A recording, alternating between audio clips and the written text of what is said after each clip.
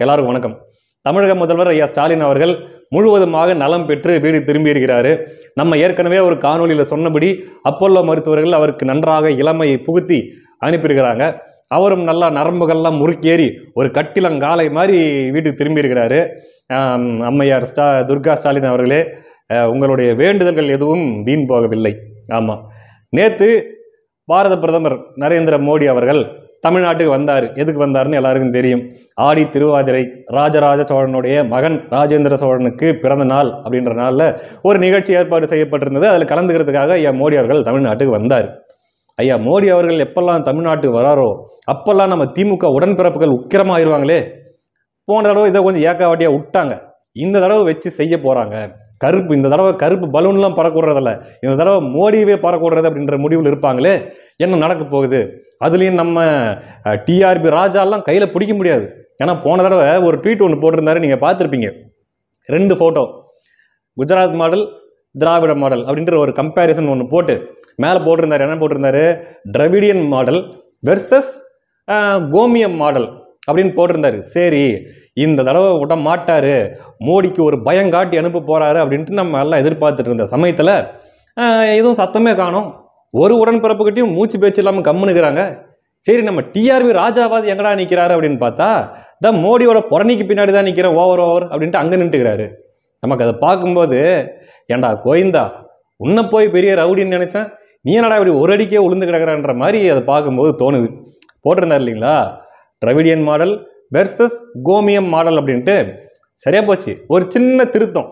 அந்த விக்கு பதிலாக ஐ போட்டுக்கிட்டா சரியா போயிடும் ஸ்டேட்மெண்ட்டு. ஏன்னா அது டிராவிடியன் மாடல் இஸ் கோமியம் மாடல். இப்போ கரெக்டாக இருக்கும். சரி, இது நமக்கு தெரிஞ்ச விஷயம் தான். பாஜக விஷயத்தில் திமுக எப்பயுமே அப்படி கையை வச்சுக்கிட்டு ஜெய்சங்கர் பைட் மட்டும்தான் போட்டுக்கிட்டு இருப்பாங்க. சுற்றி வருவாங்க, முறைச்சி பார்ப்பாங்க, அடிக்க மாட்டாங்க. இது நமக்கு தெரிஞ்சது தான். ஆனால் இந்த தடவை மோடி அவர்கள் வர்றது யாருடைய தொகுதி? சிறுத்தையுடைய சிதம்பரம் தொகுதி. நம்ம சிறுத்தை சும்மா இருக்காதே, உக்கரமாயிருமே சிறுத்தை. என்ன பண்றது? சிறுத்தை படையை எழுப்பி சிதம்பரத்தை சுத்தி சிறுத்தைகளை நிப்பாட்டுங்கடா, அந்த சனாதன மோடி அந்த படையை தாண்டி உள்ள வரக்கூடாதுன்ற மாதிரியான ஏற்பாடுகள்லாம் பண்ணியிருப்பாரு அப்படின்ட்டு நானும் பார்த்துக்கிட்டே இருக்கிறோம் என்ன நடக்க போகுது அப்படின்ட்டு. பார்த்தா எப்படியோ சிறுத்தைகளுடைய கண்ணில் மிளகாப்படியை தூவிட்டு மோடி அவர்கள் உள்ள வந்துட்டாரு. ஆனாலுமே நம்ம தாய் சிறுத்தை சும்மா இருக்குமா? சும்மா இருக்காது. இந்த தடவை எப்படியாச்சும் ஒரு மிகப்பெரிய கவனம் ஈர்ப்பு பண்ற மாதிரி அந்த அதிமுக பாஜக கொடிகளுக்கு நடுவில் ஒரு கருப்பு கொடியை கட்டி நம்ம ஆர்ப்பாட்டம் பண்ணலாம், ஏதாச்சும் ஒன்று மோடியை அச்சுறுத்த மாதிரி பண்ணுவார் அப்படின்னு எதிர்பார்த்துட்டு இருக்கும்போது, எங்கடா நம்ம தாய் சிறுத்தையை காணும் அப்படின்னு பார்த்தா மோடி அவர்களுக்கு பின்னாடி ஒரு உருவம் நின்று இருக்குது. அந்த உருவத்தை பார்க்கும்போது நம்ம சிறுத்தையோட உருவம் மாதிரி தெரியுது. நான் கூட கண்ணை கசக்கிட்டு பார்த்தா நம்ம தாய் சிறுத்தை தான். முதல்ல நான் கூட நினச்சேன், ஒருவேளை அந்த திருமாவர்கள் மாதிரியே உருவத்தில் ஒருத்தர் பாட்டு பாடி டிக்டாக் வீடியோ போட்டுருப்பார் பார்த்தீங்களா, அவரை தான் கொண்டு வந்து நிறுத்தி சிறுத்தையை சிறுமைப்படுத்துறதுக்கான வேலையை பண்ணிட்டாங்களோ அப்படின்னு நினச்சேன். ஆனால் எந்த ஆங்கிளில் பார்த்தாலும் உண்மையிலே அது சிறுத்தை தான். என்னடா அது நம்ம சிறுத்தைக்கு வந்த சோதனை என்னவா இருக்கும் அப்படின்ட்டு யோசனை பண்ணிட்டு இருக்கிறோம். ஏன்னா சமீபத்திலையும் கூட ஒரு ஆக்ரோஷமாக ஒரு மேடை பேச்சு ஒன்று பேசியிருந்தாரு. என்ன பேசியிருந்தாரு தெரியுமா?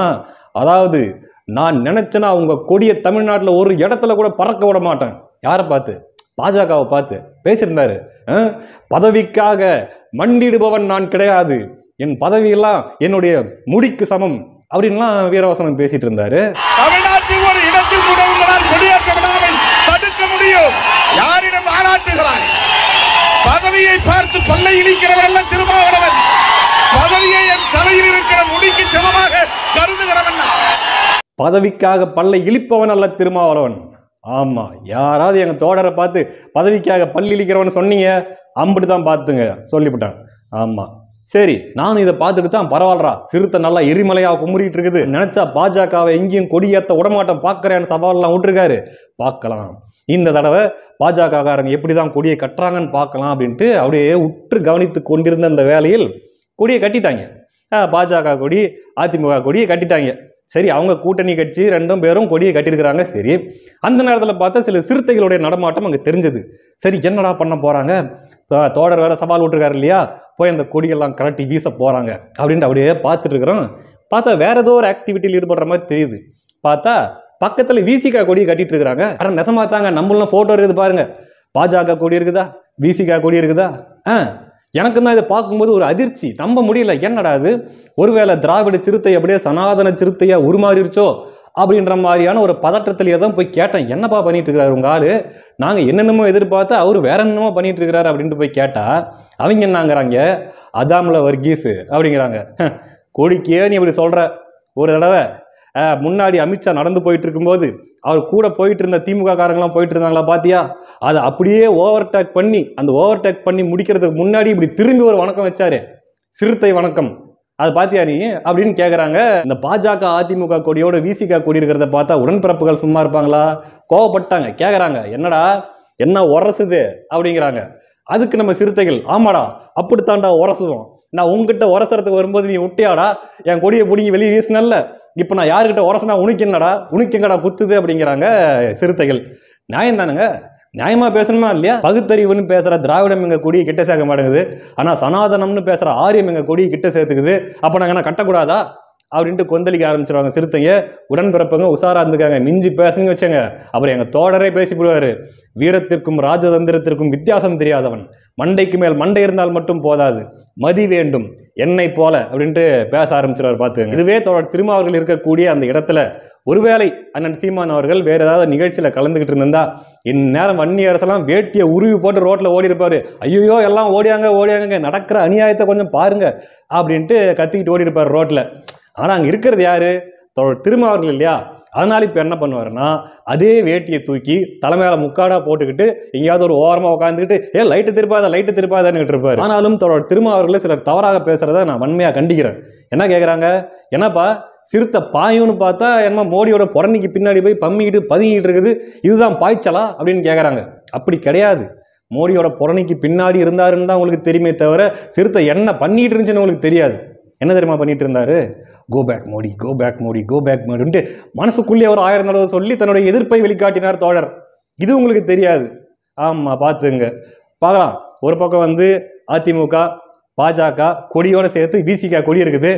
திமுகவுக்கு டிமிக்கி கொடுத்து விட்டுதா சிறுத்தை? அதிமுக பாஜக கூட்டணியில் தோழர் திரும்ப இணைகிறாரா? இப்படின்லாம் நம்மள எதையாச்சும் ஒன்று கிளப்பி விடுவோம். சில காணொலிகள் வந்தாலும் வரும். அப்படியே ஒருவேளை அதிமுக பாஜகவோடு விசிக கூட்டணி வைத்தால்தான் உள்ளபடியே என்ன தவறு என்று கேட்கிறேன். ஏற்கனவே ஒரு தடவை பாஜக விசிகோட கூட்டணி வச்சாங்களா இல்லையாப்பா? வச்சாதான் என்ன தவறு? தேர்தலில் போட்டிடுறது எதுக்காக? ஜெயிக்கணுன்றதுக்காக அப்படின்ற மாதிரியான சில காணொலிகள் வந்தாலும் வரும். இதில் நம்ம தோழருக்கு முதல்வர் ஆகணும்னு ஆசை, கோவப்படுறாப்புல. ஏன் நாலாம் முதல்வர் ஆகக்கூடாதா? எனக்கு அந்த தகுதி இல்லையா? என்னுடைய 40 ஆண்டு கால அரசியல் பயணத்தில் நான் முதல்வர் ஆகக்கூடாதான்னு கோவப்படுறாப்புல. ரைட்டு தான் தோழர். ஆனால் நீங்கள் எங்கே நின்று பேசிகிட்டு இருக்கிறீங்க? யாருக்கிட்ட போய் இதை பேசணும்? நீங்கள் கூட்டணியில் அங்கம் வகிக்கிறீங்க இல்லையா, அவங்கக்கிட்ட போய் பேசணும். ஏன் நான் முதல்வர் ஆகக்கூடாதா? எனக்கு தகுதி இல்லையா? ஏன் நீங்களே தான் ஆவீங்களா? உங்களுக்கு முன்னாடி உங்கள் அப்பா, உங்களுக்கு அதுக்கப்புறம் நீங்கள், உங்களுக்கு அப்புறம் உங்கள் புள்ள, அதுக்கப்புறம் அவங்க புள்ள, இப்படி தான் முதல்வர் ஆகணுமா? ஏன் நான் ஆகக்கூடாதான்ட்டு நீங்கள் அங்கெல்லாம் போய் கேட்கணும். இங்கே பேசி என்ன பிரயோஜனம் தோழர்? முதல்வர் ஆகலாம் தான், தகுதி உங்களுக்கு இருக்குது தான். ஆனால் சில விஷயங்கள் அதுக்கு பண்ணாமல் இருக்கணும். என்னென்ன பண்ணக்கூடாது? கை கட்டி நிற்கக்கூடாது, குனிந்து நிற்கக்கூடாது, 4க்கும் 5க்கும், அதாவது 4 சீட்டுக்கும் 5 சீட்டுக்கும் 400 முறை அவங்க கிட்ட நடக்கக்கூடாது. இதெல்லாம் நீங்க சொன்னது தான். இதெல்லாம் நான் உங்ககிட்ட பண்ண வேண்டியது இருக்குது, பண்ணித்தான் இந்த 2-3 சீட்டு வாங்க வேண்டியது இருக்குதுன்னு நீங்க தான் சொல்லியிருக்கிறீங்க. ஆனால் புலம்ப ஆரம்பிச்சிடுறீங்க. இந்த வடிவேல் மாதிரி ஒரு படத்தில் வடிவேலு, நான் வெக்கப்பட்டேன், வேதனைப்பட்டேன், துக்கப்பட்டேன், துயரப்பட்டேன், அசிங்கப்பட்டேன், அவமானப்பட்டேன்னு சொல்லிக்கிட்டு இருக்கும்போதே பக்கத்தில் ஒருத்தன் இவ்வளவு பட்டுன்னு திருந்தலையா குருவே அப்படின்னு கேட்டுருவான். அந்த மாதிரி தான் ஆசைப்படலாம், ஆனால் அதுக்கேற்ற மாதிரி நடந்துருக்கும்ல. இப்பயுமே போயிட்டு 5 சீட்டுக்கும் 6 சீட்டுக்கும் பேரம் பேசிட்டு இருந்தா எப்படி முதல்வர் ஆகிறது? கடைசி வரைக்கும் விசிகான்றது விழுப்புரம் சிதம்பரம் கட்சியாக மட்டும்தான் இருந்துரும். அதனால முடிவு உங்க கையில் இருக்க தோழர், பார்த்து ஒரு நல்ல முடிவாக எடுங்க. அடுத்த காணொளியில் சந்திக்கலாம். நன்றி.